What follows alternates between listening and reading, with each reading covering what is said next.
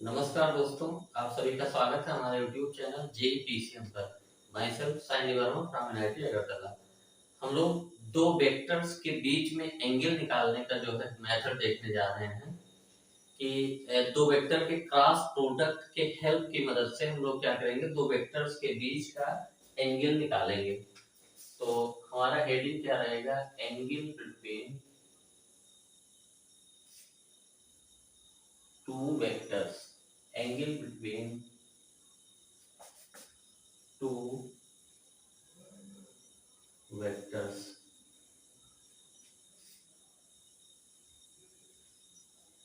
Vector के cross product की help से हम लोग निकालना चाहते हैं। तो दो वेक्टर ए और बी का जो क्रॉस प्रोडक्ट होता है हम लोग कैसे डिफाइन करते हैं। A cross B equal to हमारा क्या होता है, mod A mod B sine theta N cap.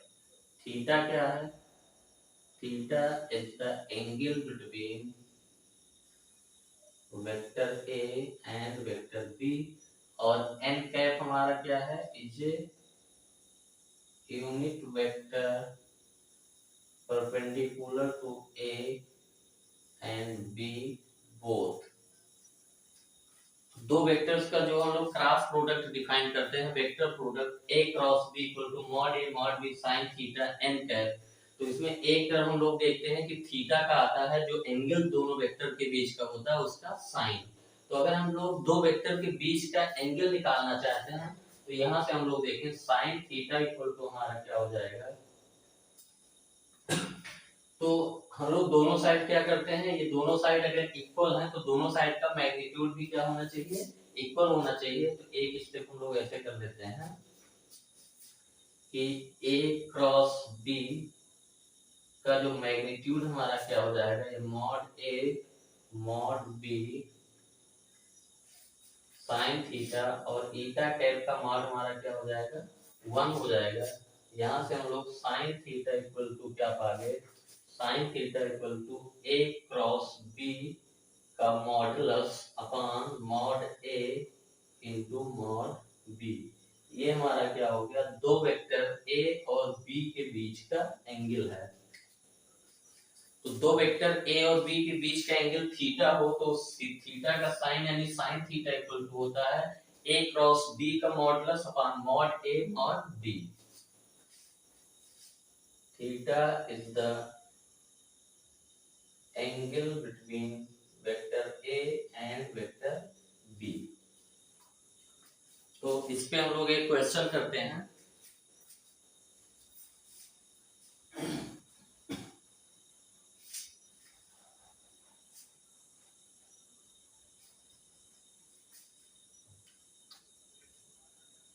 Question है कि find the angle between the vectors I minus j plus k and I plus 2j minus k। तो दो vector हमारा यहाँ पे दे दिया गया है और इन दोनों के बीच का एंगल पूछा है।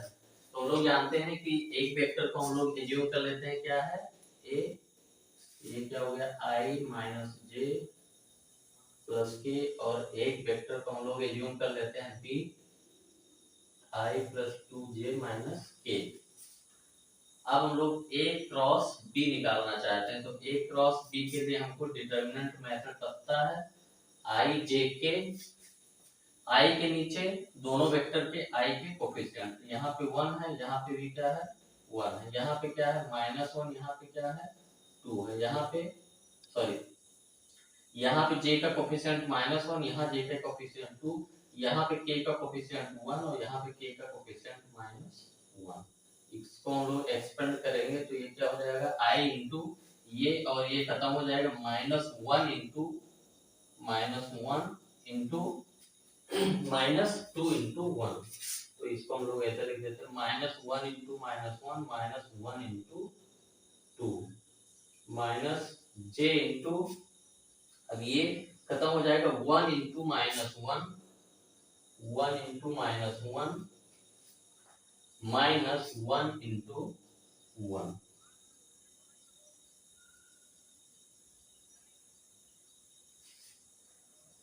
प्लस के कैप के लिए ये हमारा खत्म, ये खत्म, 1 into 2 -1 into -1 1 into 2 -1 1 into 2 -1 into 1।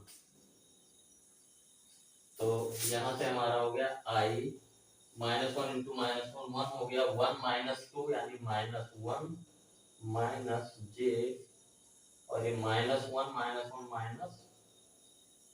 -2 हो गया, और 2 + 1 3 के। तो A क्रॉस B की वैल्यू हमारा आ गया -I + 2j + 3k। अब हम लोग जानते हैं दोनों के बीच का एंगल निकालने के लिए हमको A क्रॉस B का मैग्नीट्यूड पता होना चाहिए। तो A क्रॉस B वेक्टर ये है, तो हम लोग A क्रॉस B वेक्टर का क्या कर लेते हैं, मॉडुलस अगर करेंगे तो ये क्या हो जाएगा, -1 का स्क्वायर + 2 का स्क्वायर + 3 का स्क्वायर इक्वल टू हो जाएगा 1 + 4 + 9, ये √14। और मॉड ए की वैल्यू क्या हो जाएगी, मॉड ए भी हम लोग यहाँ से निकाल लेते हैं। मॉड ए की वैल्यू हो जाएगी √1 स्क्वायर प्लस -1 का स्क्वायर प्लस 1 का स्क्वायर। तो ये 1 का स्क्वायर प्लस -1 का स्क्वायर प्लस 1 का स्क्वायर √3 हो गया। और मॉड बी भी हम लोग निकाल लेते हैं, √1 का स्क्वायर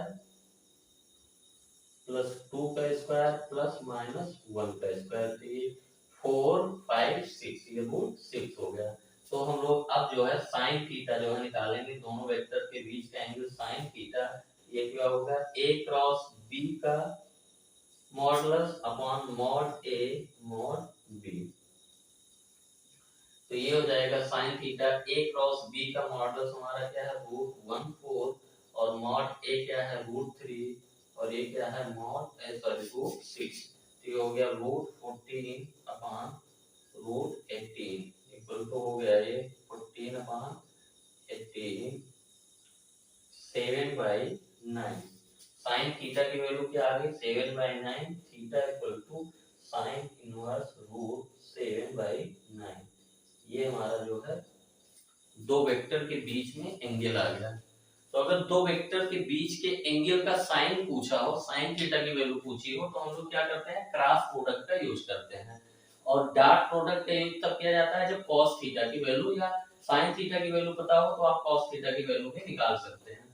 तो ये सिंपल सा कॉन्सेप्ट होता है, क्योंकि थीटा दो वेक्टर के बीच का एंगल हमेशा 0 से 180 के बीच में होगा, इसीलिए दोनों साइड मॉडुलस ले लेने से हमको प्लस माइनस का कोई झंझट नहीं है, क्योंकि sin थीटा की वैल्यू नेगेटिव नहीं आएगी। दो वेक्टर्स के बीच का एंगल हमेशा 0 से 180 के बीच में होता है। दो वेक्टर्स के बीच के एंगल का ये हमारा फार्मूला हो गया, sin theta equal to A cross B का modulus upon mod A mod B। तो ये हमारा हो गया दो वेक्टर्स के बीच का एंगल।